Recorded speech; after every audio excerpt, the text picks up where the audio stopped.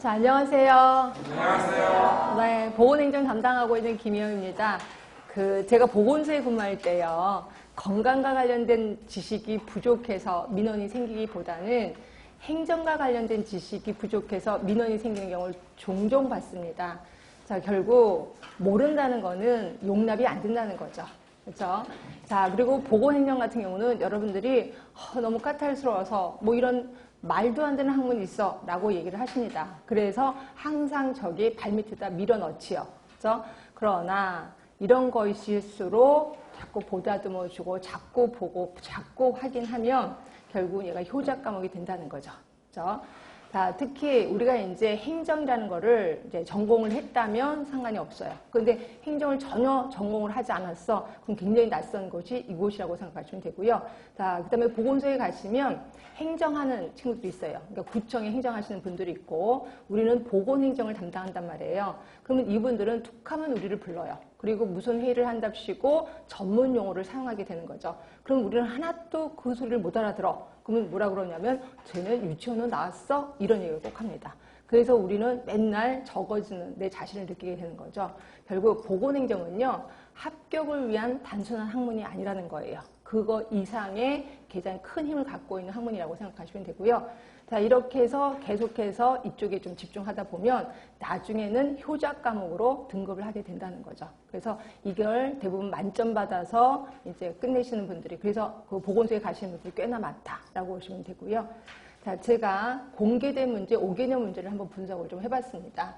자, 그랬더니 이렇게 나오더라고요. 자, 보건행정 조직 부분이 보통 평균 5.8문제가 나오더라고요. 6문제죠. 그래서 그러니까 행정 부분에 그 조직 부분이 엄청 많은 부분을 차지하고 있구나. 특히 이 중에서도 뭐 동기부여 이론 이런 것들도 나오고, 그 다음에 갈등 쪽도 좀 나오긴 하더라고요. 그 다음에 조직의 분류 이런 것들이 좀 자주 나오기도 하고요. 리더십 같은 것들도 많이 나옵니다. 자, 이런 부분들이 좀 많이 나오고, 특히 동기부여 이론은 주로 나오는 게 있죠. 이쪽이고요. 그 다음에 뒤로 가시면 이제 인사 쪽도 나오긴 합니다. 이런 것들이 주로 나오고요. 이게 보통 5.8문제 정도 나옵니다.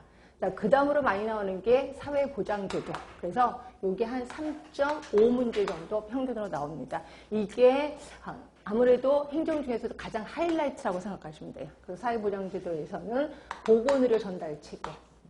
자, 보건의료 전달 체계. 이런 것들이 나오고, 그 다음에 건강보험 제도 이런 것들도 많이 나옵니다. 무엇보다도 계속 많이 나왔던 게 노인 장기 요양보험 이런 것들이 주로 나오게 되는 거죠. 그래서 이 부분에 대해서는 제가 시간적 투자를 좀 많이 할 겁니다. 그렇게 알고 계시면 되고, 이제 기본 개념으로 행정이 도대체 뭐냐, 그래서 이런 것들이 나오는데 얘가 3.2문제 정도 나옵니다. 3.2문제. 그러니까 거의 우열을 가리기가 힘들겠구나라고 보시면 되고요. 여기서는 이제 행정의 개념이 나옵니다. 이게 조금 어려울 수도 있는데 행정의 개념과 그 다음에 여기에서 이제 이론들이 조금 나옵니다. 이론들이 건강 신념 모형, HBM, HPM 이런 모형들이 좀 나오기도 합니다. 행정의 개념 나오고, 그 다음에 여기서 이제 건강의 개념도 나옵니다. 건강의 개념도 나오고, 그다음에 공중보건의 개념도 나오게 되는 거죠. 그래서 이런 것들이 세 번째로 좀 많이 나오는 거고요. 그 다음에 이제 기획과 정책 부분이 이게 2.8문제 정도 나옵니다. 2.8문제. 그래서 특히 기획이나 정책 같은 거 좀 까탈스러울 수도 있는데, 요게 그래도 이 정도는 문제는 좀 나와야 이 정도 나와야 된다고 저도 생각을 좀 하고 있습니다. 특히 보건소에서는 앞으로 기획 쪽을 좀 부각시킬 부분이 돼서 이쪽을 조금 더 심오하게 제가 알려드리도록 할 텐데, 특히 정책 부분, 기획은 기획의 과정 같은 것들이 나오죠. 그래서 제가 기획의 과정은 반드시 외워야 된다라고 얘기를 했고요. 기획의 과정은 뭐랑 비슷하냐면 의사 결정과 똑같은 거죠. 그래서 의사 결정. 그다음에 정책 모형, 정책 모형 중에서는 합리 모형 나오고, 점증 모형, 만족 모형 이런 것들이 좀 주로 나오고요. 자, 그래서 이 부분을 그냥 머릿속에 달달달달 외우시도록 하시는 게 좋습니다.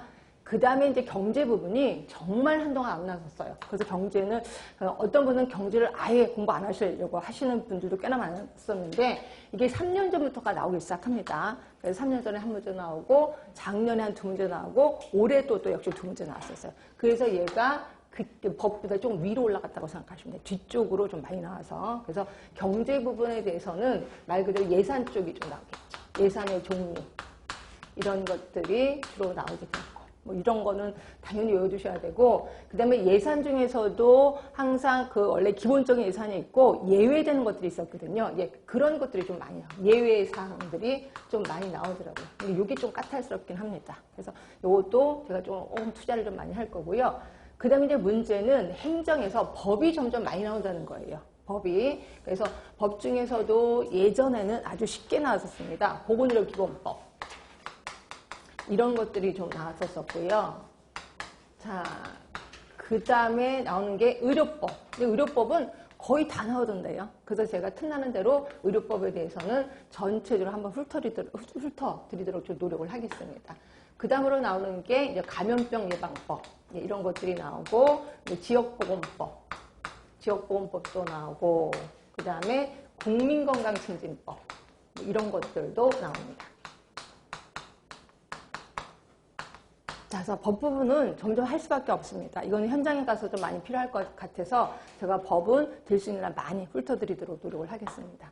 자, 이런 식으로 문제가 좀 나와서 그래서 저도 이번에 책을 만들었는데 그 책에서도 이런 식으로 이쪽 부분 조금 더 부각시키고 조금 더 깊게 들어갔습니다. 그 다음에 법도 특히 의료법 같은 경우는 거의 전문을 다 실토록 이렇게 노력을 했었습니다. 그래서 여러분들이 잘 따라오시면 될 것 같은데 자, 그럼 공부는 어떤 식으로 해야 되느냐 제가 이제 2가지만 얘기를 좀 해드리겠습니다.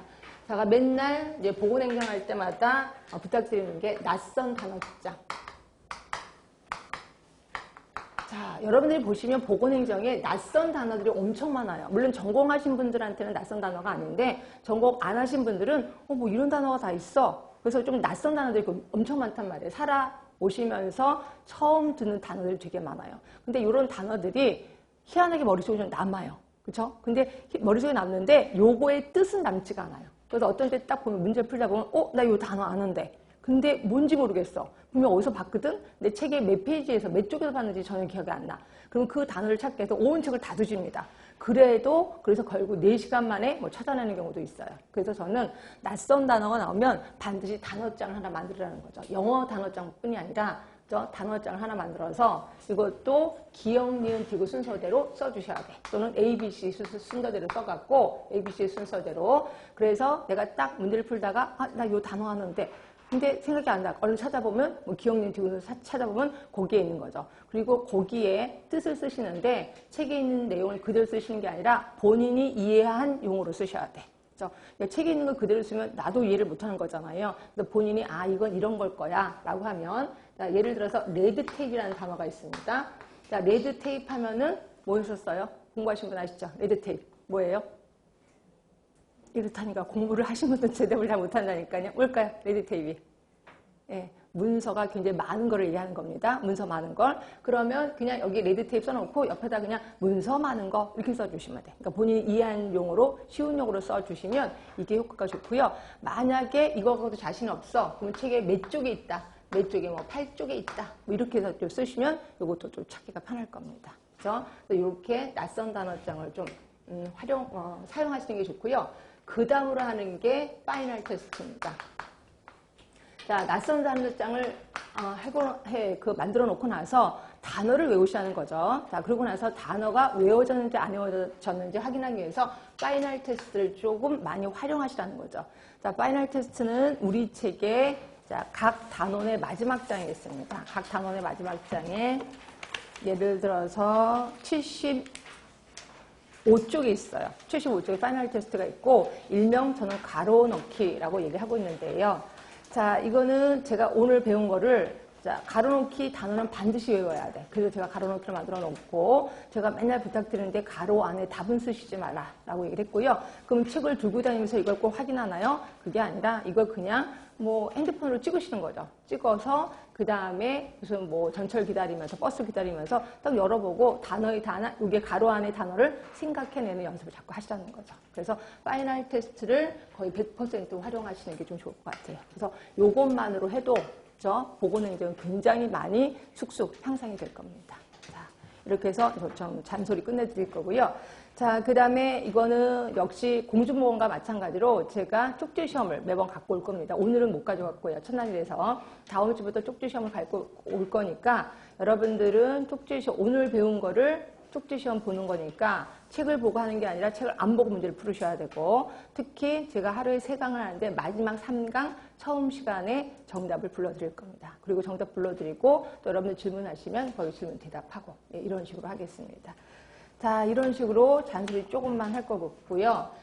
혹시라도 여러분들이 그럼에도 불구하고 뭐 여러분들은 저랑 매주 만나니까 저한테 직접 물어볼 수는 있지만 인강 들으시는 친구들은 또 물어볼 수가 없잖아요. 그래서 이때는 카페를 좀 많이 활용해라. 그래서 진통 카페 아실 겁니다. 진통 카페에 질문을 올리시면 제가 즉시 답변을 드리진 못하더라도 하여튼 뭐 자주 수시로 가서 답변을 드리도록 노력을 하겠습니다. 그래서 이거를 많이 활용을 해주셨으면 좋겠습니다.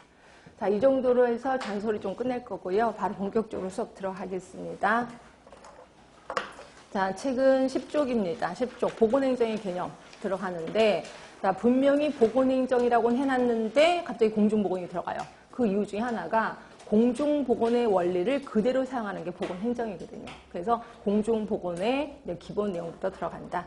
자, 공중보건에 대해서는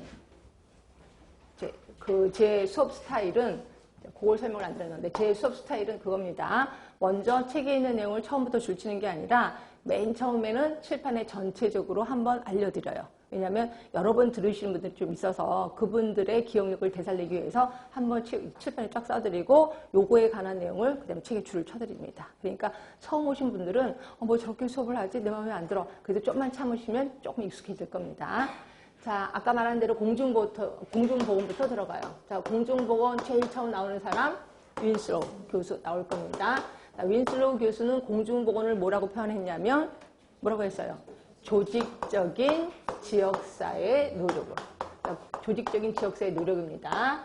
그래서 질병을 예방하고 그 다음에 수명을, 그러니까 건강을 증진하고 질병 예방, 건강 증진. 그래서 결국은 수명 연장이죠. 수명을 연장시키는 무슨 적? 신체적, 정신적 효율을 증진시키는 과학이자 기술이다 라고 표현했습니다. 이 중에서 조직적인 지역사회 노력, 요거를 외우시라고 얘기를 했죠. 그리고 또 하나가 신체적, 정신적 효율, 요거를 외우시라고 얘기를 했습니다. 그러면 조직적인 지역사회 노력하면 5개가 있었는데 뭘까요? 감염병, 그 다음이 개인위생, 그 다음이 환경위생입니다. 자, 그 다음이 의료의 조직화, 그 다음에 간호봉사의 조직화. 자, 간호봉사의 조직화. 그 다음에 마지막이 사회제도 개선입니다. 사회제도 개선. 이 5개 외우시라고 제가 말씀드렸습니다. 자, 요게 윈슬로우가 제시한 공중보건의 정의. 자, 그럼 한번 볼까요? 요것만 잠깐 볼까요? 자, 윈슬로우 교수 보이시죠? 조직적인 지역사회 노력을 통해서 질병을 예방하고 수명을 연장하고 신체적, 정신적 효율을 증진시키는 기술이자 과학이다. 말씀드렸습니다. 이 중에서 신체적, 정신적 요거 외우시라고 얘기를 했고, 그 다음에 실력업에 가시면 여기 조직적인 지역사회 노력이 뭐냐? 5개. 그래서 요거 순서대로 이렇게 외우시면 좋아요. 자, 내가 감염병에 걸렸어. 그러면 야, 네가 더러워서 그런 거 아니야? 개인위생. 아니야, 환경이 잘못돼서 그래. 이게 얘기하는 거죠. 그래서 하여튼 이렇거나 저렇거나 아프니까 병원에 가야 되겠지. 그래서 의료의 조직화, 간호봉사의 조직화. 아니야, 사회 제도를 아예 뜯어 고쳐야 된다. 이렇게 해서 순서대로 외우시면 얼추 외워집니다. 이렇게 해서 요거 자꾸 시험 문제가 나와서 이렇게 5개 기억하시면 되고, 1번에 환경위생, 2번에 감염병, 3번에 개인위생, 4번에 의료의 조직화, 간호봉사의 조직화 있을 겁니다. 5번에는 사회제도의 개선, 맨 끝에 있을 겁니다. 이런 식으로 이 5개 외워두시면 되고요. 자, 그 다음에 여러 학자들이 제시했는데 이 중에서 동그라미 3번 디스렐리. 자, 디스렐리는 공중보건이란 인간의 행복과 국력의 기본이다. 공중보건에 관한 관심은 정치가로서 제일 중요한 임무이다. 이걸 외우셔야 되겠죠. 그러니까 정치가로서 제일 중요한 관심은 공중보건에 둬야 된다는 거죠. 지금처럼 막 싸움하지 말고 두라는 거죠. 이걸 우리 디스렐리라는 사람이 얘기를 했어요. 이것도 외워둡시다. 자, 동그라미 4번. WHO 25차 회의 때, 자, 공중보건의 정의를 뭐라고 했냐면요. 지역사회 노력을 통해서 질병을 예방하고 생명을 연장하고 건강과 인간적 능률의 증진을 꾀하는 가계자 기술이다. 쭉 읽다 보면 누구 생각나세요?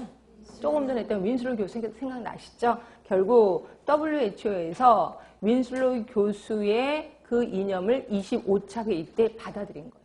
이것도 한번 시험 문제 나온 적 있었어요. 아주 예전에. 몇 차 회의 때 받아들였냐. 이렇게 한번 시험 문제 나온 적 있었거든요. 아주 예전에. 그렇게 해서 좀 알아두시고. 그 다음에 그 밑에 거는 그냥 넘어가시면 될 것 같고. 자, 그럼 아스톤 얘기 들어갈게요. 자, 아스톤이라는 사람은 공중보건의 단계를 제시했습니다. 자, 공중보건 단계, 4단계 제시했습니다. 4단계 따위는 외워두셔야 되겠지? 1, 2, 3, 4. 자, 1단계. 뭘까요? 산업보건 대도시기. 2단계. 개인위생 중점 시기. 자, 3단계. 치료의학 전성기. 그 다음에 4단계. 신공중보건 단계. 있습니다. 제목을 외우셔야 돼. 그러니까 칠판에 쓴 거는 여러분이 쓰시라는 건 아니고 요걸 외우라는 거죠. 칠판에. 왜냐면 다른 미리 앞에서 공부했던 분들이 다 외우니까 아 나도 외워야 되겠구나 라고 보시면 돼. 그래서 자 보시면 산업보건 대도시기 있습니다. 그때 당시에 산업화, 도시화 그래서 많은 사람들이 밀집해 있게 되는 거죠. 밀집하다가 한 분이 콜레라에 걸려서 그럼 다 걸리게 되는 거죠. 결국 집단에 대해서 신경을 쓰는 시기가 이 시기야. 산업보건 대도시기. 개인보다는 집단에 포커스를 두고 신경을 쓰게 된 거죠. 이러다 보니까 2차 단계는 너무 개인을 소홀히 하는 것 같아. 그래서 2차 단계는 개인에게 신경을 쓰게 되는 거죠. 개인의 위생, 예방접종을 강요하기 시작합니다. 그 다음에 3차 단계에는 이때 약이 개발이 됐거든요. 항생제가. 그래서 그것 때문에 치료의학 전성기에 이르게 되는 거죠. 자, 그러다가 4차 단계에는 아까 제가 신공중보건 단계라고 했는데 그럼 신공중보건 단계가 뭔데? 이제 요걸 좀 더 깊게 들어갔습니다. 자, 동그라미 B번을 보세요. 자, B번을 보시면 사람들이 자꾸만 노령화돼서 만성질환이 많아졌다는 건 여러분 다 알고 있으실 거예요. 그런데 선진국들은 이게 만성질환 때문에 의료비가 엄청 많이 들어간다는 걸 알게 돼요. 뭐 끝도 없이 들어가니까. 그래서 이러한 국민의료비를 획기적으로 줄일 수 있는 방법이 뭘까 고민을 했겠죠. 그랬더니 이게 예방이라는 거예요. 아, 그 병에 걸려서 치료하는 것보다 미리미리 예방하는 게 제일 좋겠어. 라는 걸 알게 된 거죠. 그래서 동그라미 10번입니다. 애슈턴과 세이머라는 사람을 이 시기를 신공중보건 단계라고 칭하게 된 거예요.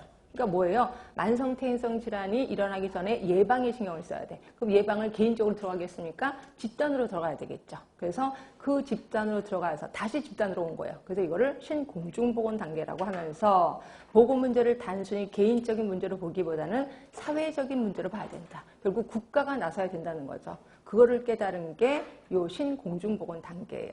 그래서 이때 보건행정의 4가지 요소를 자 보건요소에서 제공합니다. 만성퇴행성 질환이니까. 그리고 라이프 스타일을 바꿔주는 거죠. 그래서 여기서 가장 키포인트는 라이프 스타일을 바꿔주는 거야. 그 라이프 스타일이 뭔데요? 말 그대로 습관이죠, 습관. 그 사람의 습관을 바꿔주는 거고, 그 다음에 습관을 바꾸면 습관만 바꿨어. 근데 환경은 여전해. 그럼 안 되겠죠. 그래서 환경도 이제 신경을 써줄 거고, 그 다음에 생체적인 요인, 그 사람의 개인 인체 생리도 신경을 써야 되겠구나라고 보시면 돼. 요거 읽으시면서 공부하신 분은 아, 요거 뭐랑 비슷한데라고 느끼셔야 되는데. 뭐랑 비슷해요? 라논드. 자, 이따가 나중에 배우실 겁니다. 라논드라는 사람이 건강에 영향을 미치는 요인을 4가지를 제시했죠. 예, 그거랑 똑같습니다. 그렇죠? 그래서 그 라논드의 그런 마인드가 신공중보건 단계의 마인드구나. 이렇게 생각하시면 될 것 같고요. 자, 그래서 그 밑에 박스 보세요. 구공중보건 단계와 신공중보건 단계를 좀 구분해 봤습니다. 자, 구공중보건 단계는 말 그대로 물, 위생, 주거 이런 데 초점을 둔 데 비해서 신공중보건 단계는 생활 양식에 초점을 둔 거예요. 생활 양식에. 자, 그리고 거기 보시면 구공중보건 단계가 그냥 공중보건법이야. 자, 그런데 좀 낯선 단어가 있죠? 청지기 의료예요. 청지기 의료. 신공중보건 단계가. 그럼 청지기 의료가 뭔데요? 그 밑에 뜻이 있을 겁니다. 표 밑에 있을 겁니다. 방향을 제시하고 봉사와 지원을 하며 점검과 평가를 하는 의료를 청지기 의료라고 해요. 결국 한 사람이 왔어. 그럼 그 사람은 지금 갖고 있는 문제만 해결해 주는 게 아니라 이 사람이 앞으로 어떻게 가야 될지도 방향을 제시해 줍니다. 그리고 수시로 확인해 봐요. 그 방향을 제대로 가고 있는지 그걸 수시로 확인해 보고 평가하는 걸 청지기 의료라고 하는 거고요. 그래서 이 청지기 의료는 신공중보건 사업의 가장 키포인트라고 보시면 돼요. 근데 우리도 이런 거 하지 않나요? 혹시 청지기 의료? 우리 보건과 관련된 조직 중에 지방조직 기억하시나요? 보건소 있고, 그 다음에 보건지소 있고, 보건지소랑 같은 레벨의 건강생활지원센터. 예, 건강생활지원센터. 이거 나중에 배우시긴 할 겁니다. 처음 오시면 좀만 참으세요. 건강생활지원센터가 있는데, 건강지원센터에서 슬로건을 처음으로 내걸었을 때, 맨 처음에 건강생활지원센터가 만들어지면서 슬로건을 내걸었어요. 기억이 나실려나 모르겠습니다. 자, 아쉽다 건강관리.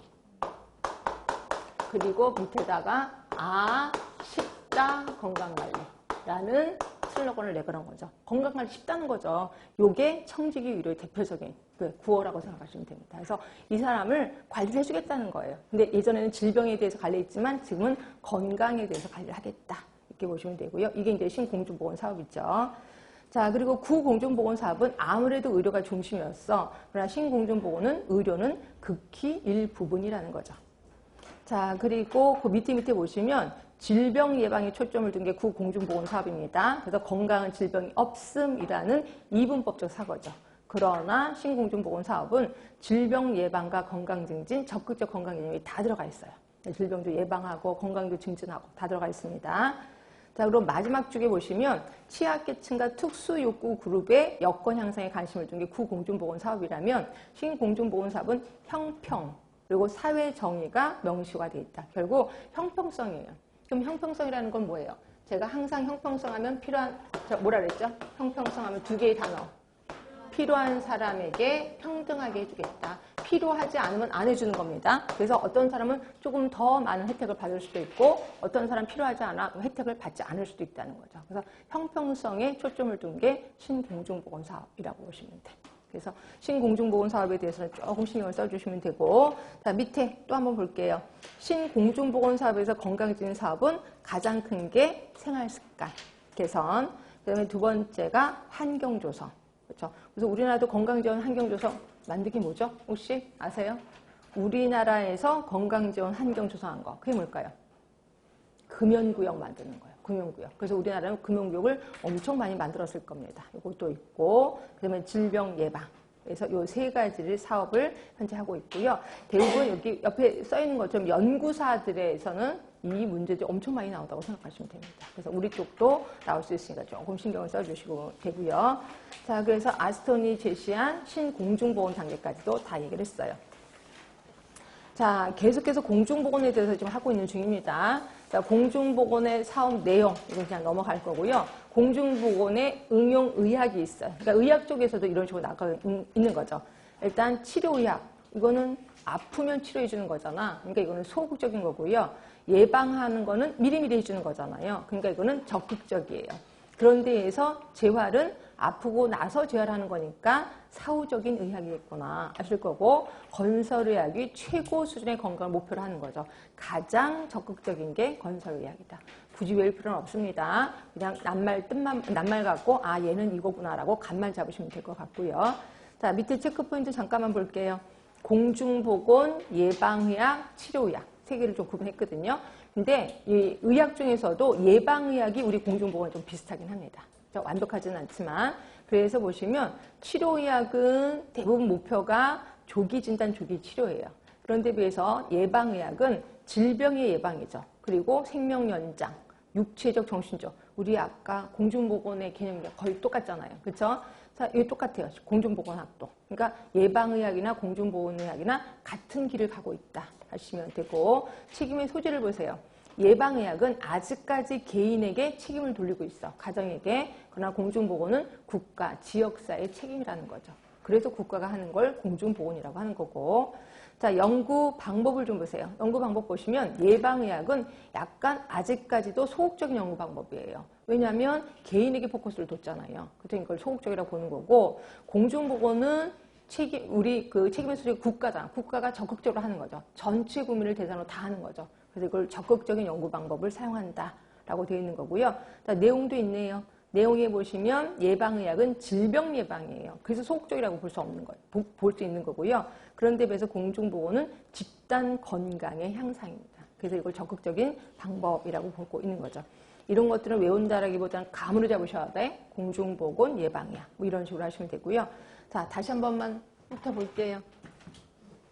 그러니까 치료의학은 굳이 할 필요는 없고요. 우리는 예방의학하고 그 다음에 공중보건하고 두 개를 좀 구분하시면 됩니다.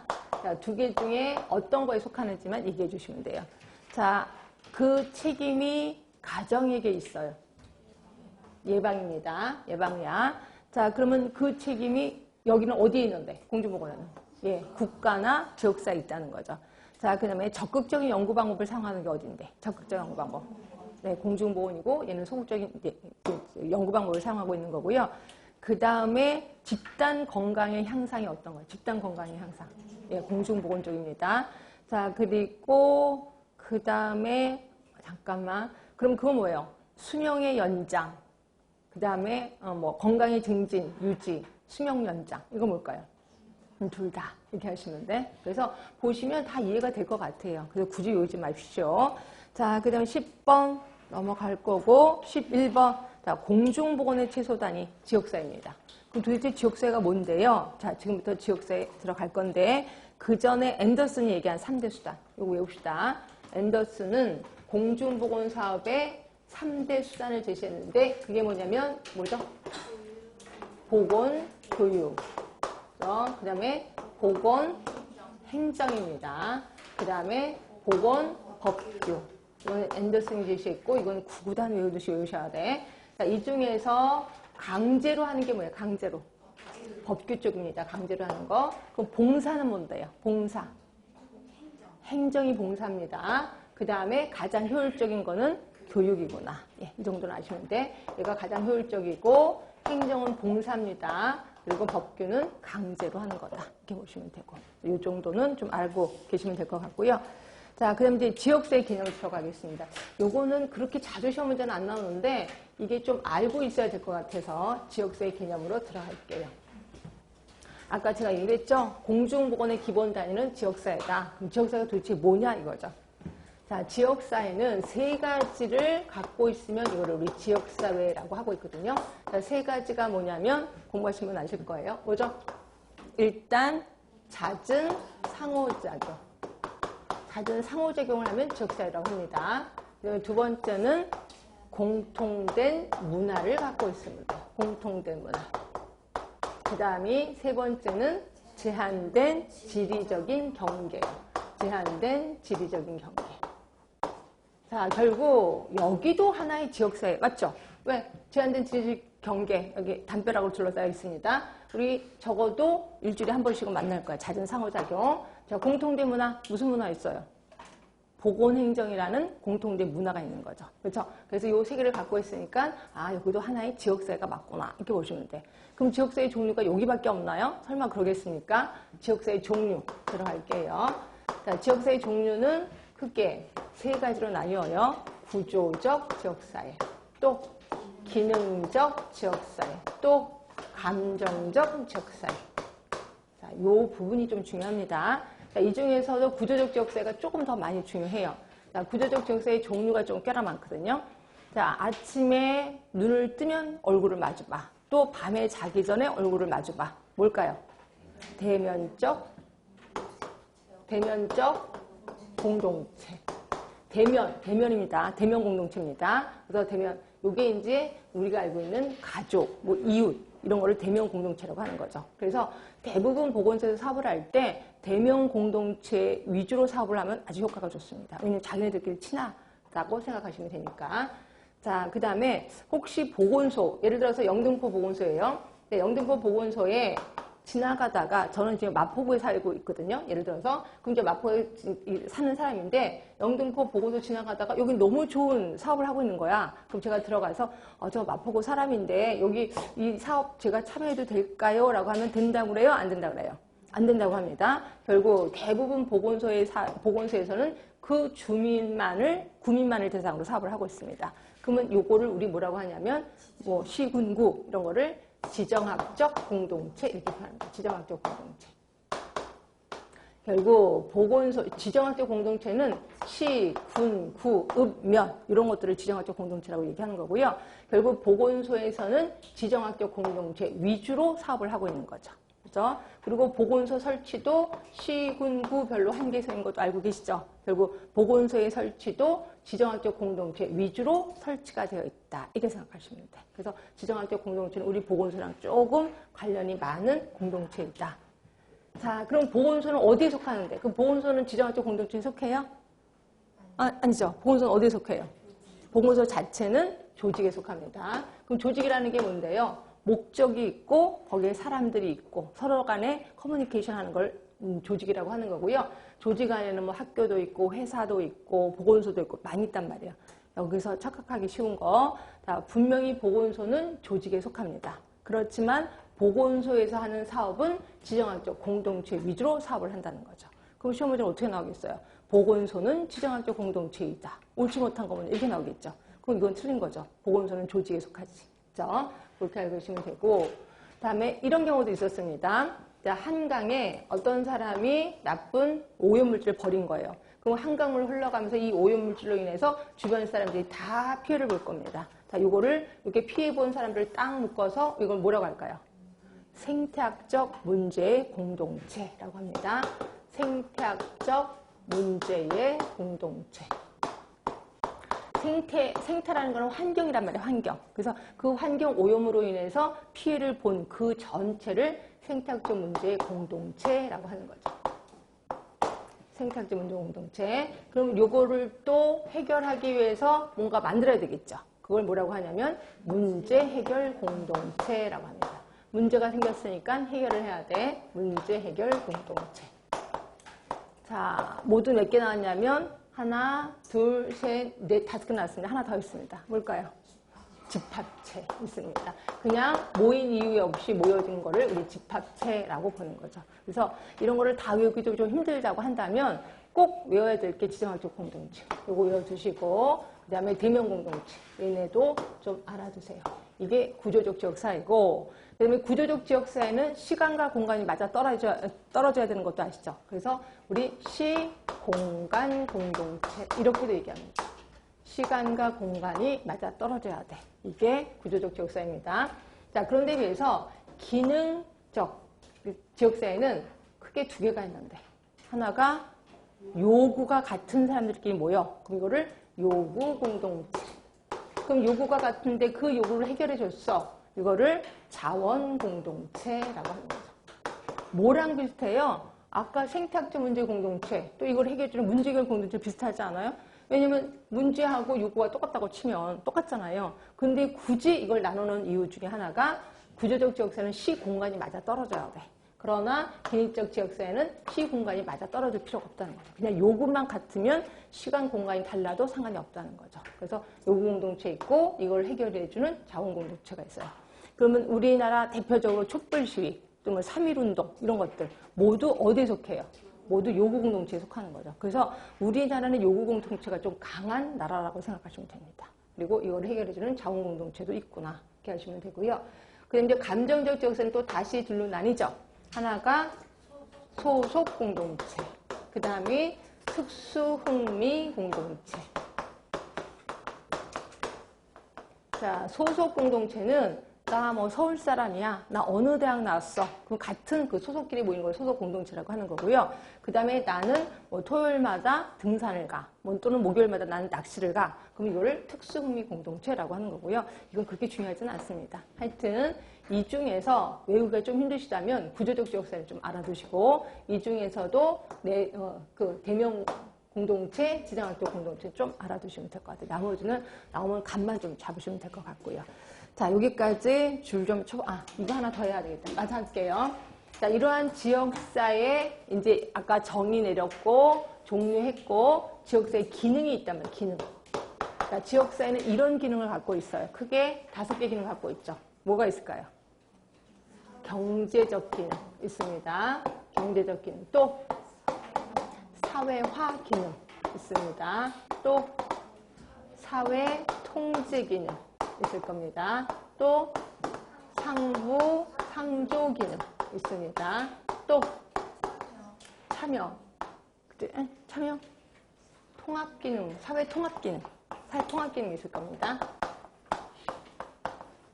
자, 경제적 기능은 요새는 이거 우리나라 좀 많이 하던데요. 그래서 뭐 겨울에 우리 마을로 놀러 오세요 이러면서 마을 전체를 뭐 관광지로 만들기도 하더라고요. 이런 거를 경제적 기능이라고 하는 거고요. 그 다음에 사회화 기능은 뭐냐면 그 지역사회 특유 언어들이 있어요. 또는 특유 행태들이 있어요. 그런 거를 새로 창출도 하고 이거를 유지도 하고 이거를 그 후세대에 전달도 한단 말이야. 대표적인 게 사투리죠. 그렇죠? 그리고 또 지방에 가면 또 특수한 언어들을 좀 많이 사용한단 말이에요. 예, 그런 것들을 우리 사회화 기능이라고 하는 거고 사회 통제 기능은 이런 거지 뭐 지나가다가 우리 동네에 지나가는데 할아버지가 있어. 죄송하지만 할아버지 담배불 좀 빌립시다. 돼요 안 돼요? 안 되지. 이놈 어디서 어른한테 담배불 빌려달라고 그래? 그래서 난리쳐. 이런 걸 우리 사회 통제 기능이라고 하는 거예요. 그거를 어겼다고 해서 법에 걸리는 건 아니야. 그렇지만 하면 안 되는 행위들이 있단 말이에요. 이거 우리 사회 통제 기능이라고 하는 거고요. 상부 상조 기능은 말 그대로 서로서로 도와주는 거죠. 그래서 뒷집 할머니가 돌아가셨어? 그럼 우리 엄마가 가서 밤새 도와드리는 거죠. 그래서 상부 상조 기능이라고 하는 거고요. 사회 통합 기능은 자, 우리 지역에 세워지면 안 되는 원전이 세워지는데 그러면 이거 서로 반대하죠. 온 동네 사람들이 모여서 반대하면서 시위를 합니다. 이런 거를 우리 사회 통합 기능이라고 하는 거죠. 그래서 이렇게 5개 기능이 있고 이런 것들이 만약에 문제가 나온다면 다음 중 지역사회 기능으로 옳지 못한 건 뭐냐 해서 제목 쪽만 나올 수도 있고요. 아니면 이렇게도 나오죠. 어떤 상황을 제시하고 이거는 지역사회 무슨 기능이냐 이렇게도 나올 수 있어요. 그러니까 이렇게 해서 좀 보시면 되고요. 자, 보겠습니다. 그게 13쪽이 있을 거예요. 자, 지역사회 개념, 거기 정의 부분. 자, 문화적 동질성. 그리고 잦은 상호작용. 그 다음에 제한된 지리적인 경계. 요 3개라고 얘기를 했고. 자, 지역사회 분류입니다. 1번에 구조적 지역사회. 동그라미 2번에 기능적. 동그라미 3번에 감정적. 자, 구조적 지역사회는 시간, 공간적 관계에 의해서 모임 공동체라고 얘기를 했고요. 집합체 있습니다. 그리고 대명 공동체, 요게 좀 중요하다라고 표현했고요. 가족이라고 표현했고, 그다음에 생태학적 문제 공동체 있고, 요 이제 대부분 환경적 그런 영향을 많이 받는 거라고 했고, 요거 하면은 동그라미 비읍번부터 볼게요. 문제 해결 공동체 말씀드렸습니다. 그다음에 무엇보다도 제일 중요한 거는 지정학적 공동체라고 얘기를 했고요. 합법적 지리적 경계에 의해서 구분되는 집단. 그래서 시, 군, 구, 읍면 이렇게 얘기를 했고 그다음에 조직. 그래서 고다에 쓰셔야 돼. 보건소는 조직에 속하지만 보건소의 사업은 지정학적 공동체 위주로 사업을 한다. 이렇게 알고 계셔야 되겠죠. 자, 기능적 지역사회입니다. 거기에 요구 공동체, 자원 공동체. 그래서 거기 요구 공동체 쓰세요. 촛불 시위, 3.1 운동 이런 거 하나 쓰시면 나중에 공부할 때 조금 도움이 될 겁니다. 자, 감정적 지역사회는 공통의 연고, 공통의 관심으로 인해서 모임 공동체, 그래서 소속 공동체 있고 특수 흥미 공동체가 있습니다. 그다음에 지역사회 기능이요. 경제적 기능, 사회화 기능, 사회 통제, 그다음에 사회 통합, 상부 상조 기능. 그래서 제목만이라도 알고 계시는 게 좋을 것 같아요. 자, 이렇게 해서 우리 공중보건에 대해서 보건행정 과목이지만 공중보건에 대해서 얼추 얘기를 했고요. 그다음에 건강에 대해서 이제 나옵니다. 왜냐면 공중보건에서도 항상 건강이 나왔거든요. 이제 건강에 대해서 들어가겠습니다. 자, 건강에 대해서 제일 처음 얘기하는 사람은 아니지만 WHO 기억해 주셔야 되겠죠. WHO 하면은 건강의 정의를 뭐라고 했어요? 뭐 단순히 아픈 것이 아니라 어쩌고저쩌고 이거는 그냥 슬쩍 지나가라 그랬습니다. 무슨 정? 신체적, 정신적, 사회적인 안녕을 얘기했었습니다. 자, 요 WHO 나오면 꼭 기억해야 되실 분 던. 생각나셔야 되지. 던 하면은 무슨 개념? 연속선 개념을 제시합니다. 연속선 개념 뭐냐면 이렇게 연속선 개념. 이쪽에는 불건강, 이쪽으로 갈수록 건강. 그래서 하루 중에도 왔다 갔다 할 수 있다는 거죠. 이걸 우리 연속선 개념이라고 했고, 연속선 개념이면서 또 왔다 갔다 한다 그랬으니까 동적인 개념을 제시한 거죠. 자, 그런데 비해서 WHO는 뭐예요? 불연속이죠. 불연속이고 정적인 개념이고, 하나 더 집어넣는다면 이분법적 사고죠. 왜? 안녕해. 불안경하면은 아픈 거야. 이렇게 본 거죠. 그래서 얘는 이분법적 사고를 제시했다. 그래서 WHO하고 더는 꼭 좀 비교를 해두셔야 됩니다. 그 다음에 또 기억하실 분, 버나드라는 사람. 버나드. 기억하시지? 버나드 하면은 내부 환경, 외부 환경의 항상성을 주장하는 사람. 항상성. 그래서 B 하면 이거 별로 안 이쁘다. 위아래가 맞아야 된다. 라고 얘기했었습니다. 그래서 내적 환경의 외적 환경. 그러니까 외적 환경이 바뀌면 내적 환경이 빨리 발빠르게 움직여야 된다는 거. 항상성을 주장한 게 버나드. 얘기를 했고요. 또 뭐 생각나세요? 윌리, 뭐 왈츠 이런 것도 생각나는데, 왈츠 하면은 뭐예요? 왈스. 특수 상황에 기능을 발휘해야 돼. 기능을 잘 발휘해야 돼. 기능을 잘 발휘. 그 다음에 윌리는요? 윌리. 예? 윌리는 적응을 잘해야 돼. 적응. 또 기억해 두시고요. 또 어떤 사람 생각나세요? 건강에 대해서 얘기한 사람? 라논드. 생각나셔야지. 그죠? 라논드입니다. 아까 라논드는 아까도 조금 전에 신공중보건 하면서 배우셨죠? 그죠? 라논드. 이 사람은 또 건강과 관련된 용어를 4가지를 제시했어. 4가지 중에서 제일 중요한 거. 생활 습관. 그 다음. 인체 생리. 그리고 환경. 똑같이 봤습니다. 요거를 또 환경. 그 다음에 제일 작은 게 보건의료 시스템. 보건의료 서비스 또는 시스템. 이 4가지로 봤습니다. 그래서 라논드는 좀 머릿속에 좀 기억을 해 두셔야 되고요. 그 다음에 또 누구 있을까요? 없나? 다 봤나? 네, 그 다음에는 그것도 있었었죠. 캐슬콥 이런 것도 있었었죠. 자, 캐슬콥 이것도 잠깐만 볼게요. 캐슬콥 이 사람은 어떤 그 흐름을 좀 얘기했을 겁니다. 흐름. 자, 우리가 지금 건강해. 그리고 이 건강을 유지할 수 있어. 그러면 우리 무슨 행동이라고 하죠? 예방행위. 예방행위라고 했습니다. 자, 내가 좀 아파요. 속이 좀 답답해.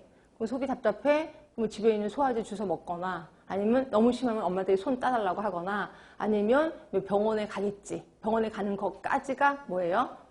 아픔의 형태라고 배웠습니다. 아픔의 형태.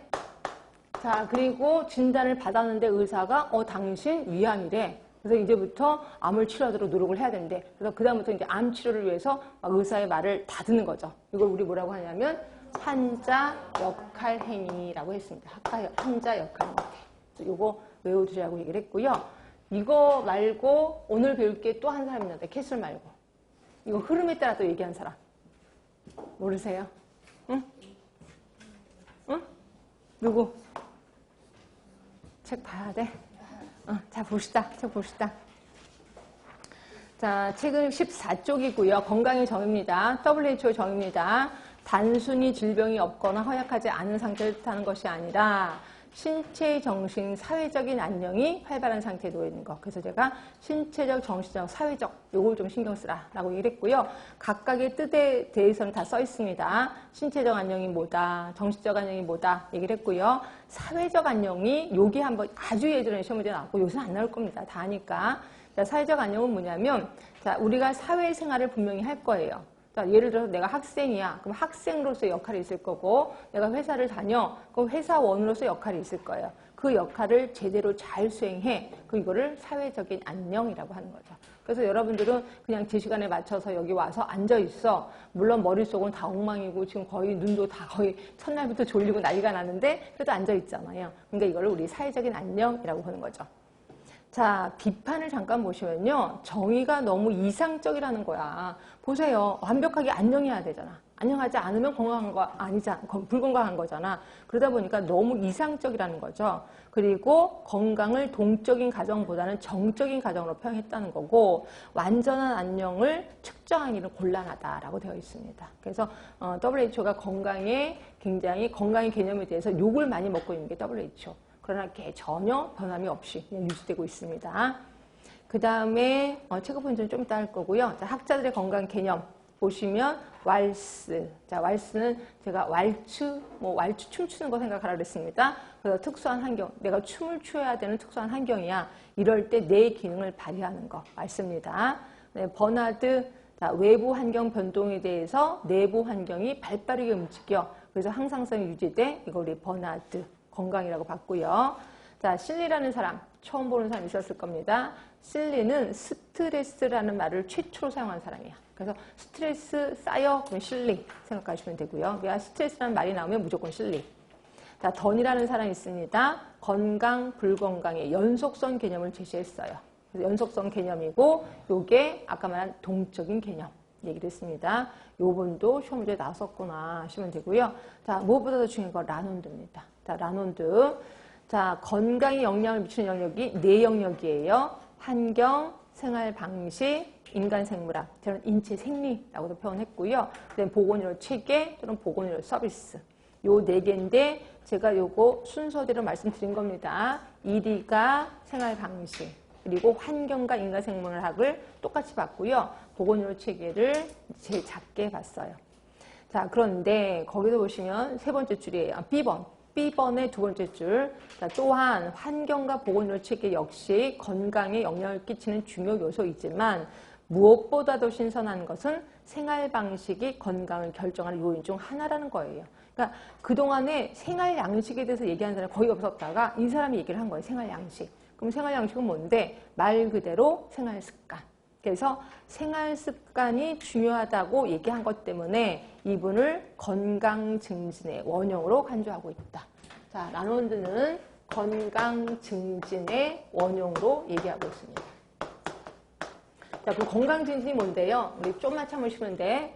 지금 현재 우리나라에 양대 산맥이 있거든요. 그게 뭐냐면 1차 보건의료하고 건강증진이야. 이게 양대 산맥이란 말이에요. 이 중에서 건강증진의 원형이 라논드예요. 그럼 1차 보건의료는요? 그럼 좀만 기다리시면 돼. 하여튼 건강증진의 원형이 라논드구나 기억하시면 되고, 제가 예전에 학교 다녔을 때 그 이름이 철수 선배가 있어요. 근데 하도 술을 좋아해갖고 우린 철주 선배라고 별명을 줬는데 소주를 엄청 좋아하시는 거예요. 근데 이분이 고등학교 다닐 때까지 술, 담배를 전혀 안 드시다가 대학교 1학년 들어오면서 소주에 필이 꽂힌 거예요. 다른 술을 안 먹어. 소주만 먹는 거예요.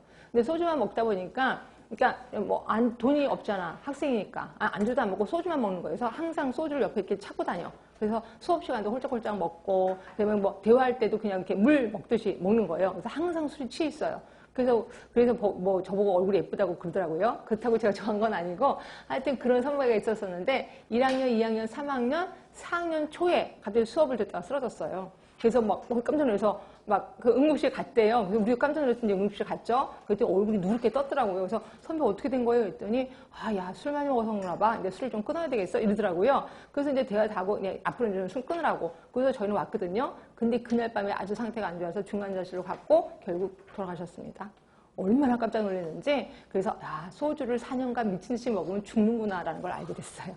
자, 이거예요. 생활 습관이에요. 그래서 생활 습관을 좀 바꾸면 될 거를 계속해서 하면은 결국 건강이 나빠진다라고 보시면 돼.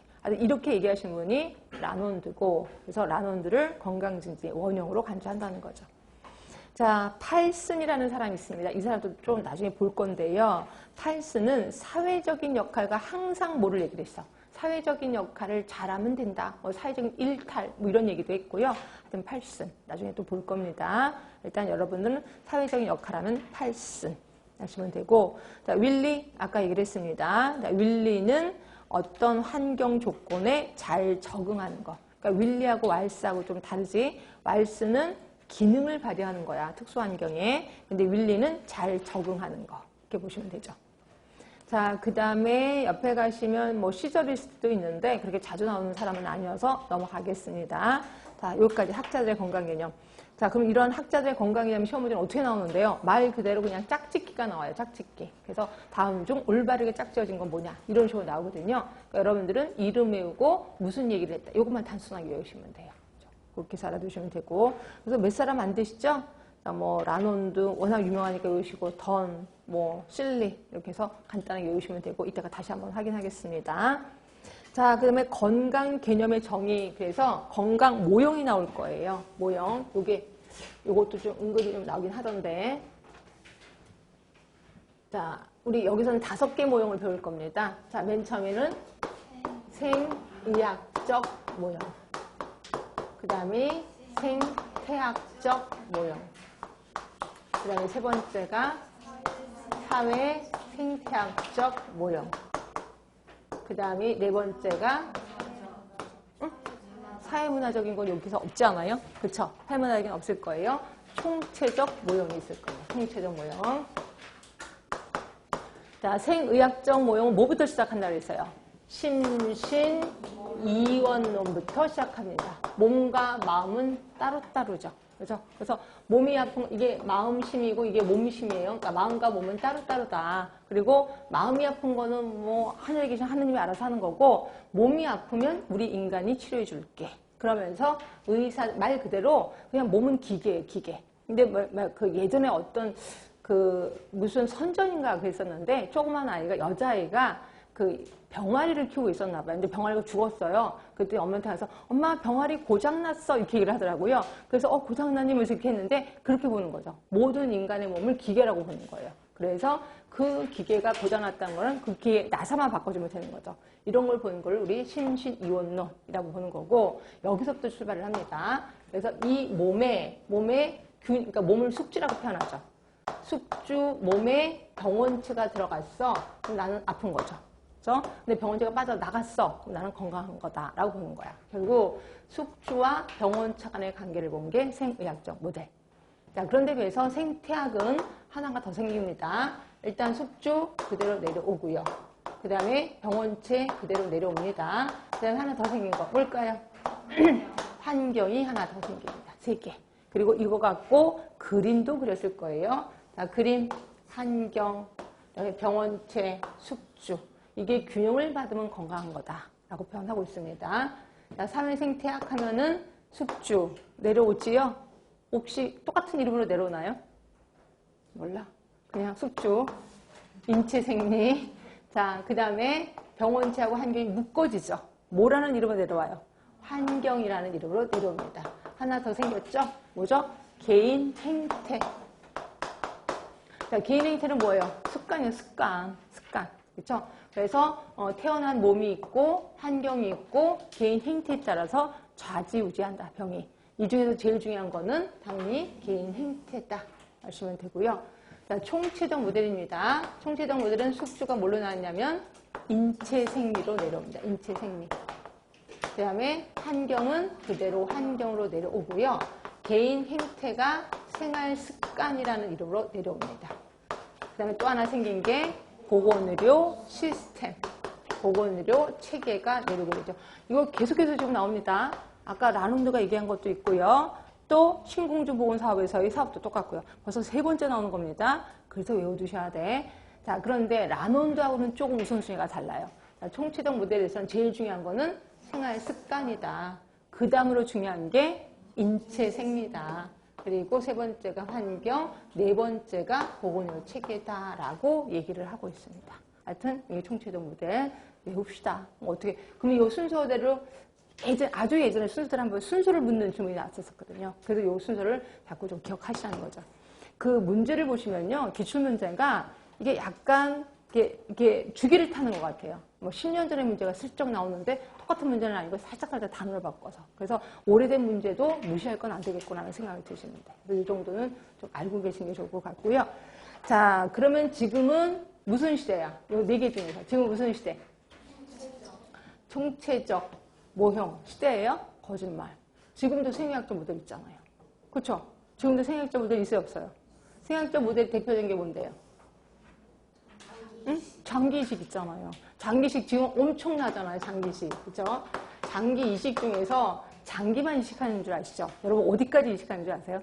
장기는 다 이식합니다. 다. 뭐 눈도 이식하고 피부도 이식하는 거 아세요? 피부도. 네. 근데 우리나라 사람들은 장기는 기증을 해요. 피부는 기증 안 해요. 왜? 피부를 다 자른다고 봐봐. 아무것도 없는 거잖아요. 혹시 장기 이식하는 거 한 번도 못 보셨죠? 장기 이식 코디네이터가 있어요. 요새는 직업이 있어요. 장기 이식 코디네이터. 각 병원마다 큰 병원일수록 장기 이식 코디네이터가 있거든요. 그래서 이분들은 이제 대부분 강사하는데 어느 병원에서 뇌사자가 나타났다. 그리고 이 사람이 이제 뇌사자인데 생을 포기했다. 장기 이식할 거다라고 딱 전화가 딱 뜨면 새벽이든 밤이든 무조건 가야 돼. 장기 가죠. 그래서 이게 우리는 그거 항아리라고 하는데 하여튼 항아리 들고 막 가야 돼. 가. 무조건 가. 그럼 거기 가면 여러 병원에서 와서 한 10명, 12명이 막 바깥에 기다리는 거예요. 저 사람 딱 목숨 끊어지는 순간 튀어 들어가고 장기 다 뽑아갖고 오는 거거든요. 제가 알고 있는 분이 좀 늦게 출발을 한 거예요. 병원에 일이 있어서. 늦게 출발을 딱 했는데 이미 사람들이 다 가져갔대요. 그래도 혹시 가져갈 게 뭐가 있냐 해서 딱 갔다가 자기 죽는 줄 알았대요. 조그만 애였는데 5살짜리 애였는데 뇌사 상태에 빠졌고 할머니가 기증하겠다고 이제 이렇게 사인을 한 거예요. 엄마 아빠는 없고 장기를 다 가져간 거예요. 완전히 안에 있는 장기를 다 가져가고 거기 배가 쏙 들어가고 눈도 봤더니 눈도 다 뽑아가고 완전히 그냥 뼈 그다음에 스킨 이러대요. 자기 도저히 가져갈 수가 없더래요. 아무것도. 뭐 스킨이라도 가져가고 피부라도 가져가려고 했는데 자기는 절대 가져갈 수도 없어. 거기서 엄청 끌어안고 울었대요. 그때 옆에 분이 뭐 애기예요? 왜 그러세요? 이렇게 할 정도로. 근데 자기는 절대로. 그다음부터는 아예 그만뒀습니다. 이분이. 너무 충격을 많이 받아서. 근데 우리나라는 장기를 다 이식하긴 하는데 피부만은 장기 기증을 안 하더라고요. 그러니까 우리 피부 이식해야 되는 사람 누구 있어요? 화상 입은 사람. 근데 화상 입은 사람이 뭐 피부 누구 어떻게 할 수가 없잖아요. 그래서 대부분 피부를 기증하는 나라들이 어디냐면 미국이 그렇습니다. 미국 중에서도 백인 아니면 흑인 어떤 게 더 많이 할까? 어떤 피부가 더 많이 기증을 받을까? 흑인들이 많아요. 그래서 그걸 또 수입을 해갖고 옵니다. 그래서 흑인 피부를 저희가 하게 되는 거죠. 그래서 보면은 하여튼 나는 색깔이 그래도 흑인 그래도 어떻게 죽는 것보다 낫잖아요. 그래서 그것 때문에 병원에서는 제발 피부 좀 기증해라 라고 얘기를 하고 있어요. 근데 피부도 살짝이 아니라 그 메시지 되게 두껍게 기증을 받거든요. 피부까지 기증을 하면 이제 없습니다. 시신은 아무것도 할 게 없습니다. 그래서 그것 때문에 그러긴 하는데 하여튼 기증하셔야 돼. 여러분 피부 기증하고 돌아가세요. 자, 좀만 쉬셨다가 마저 하겠습니다.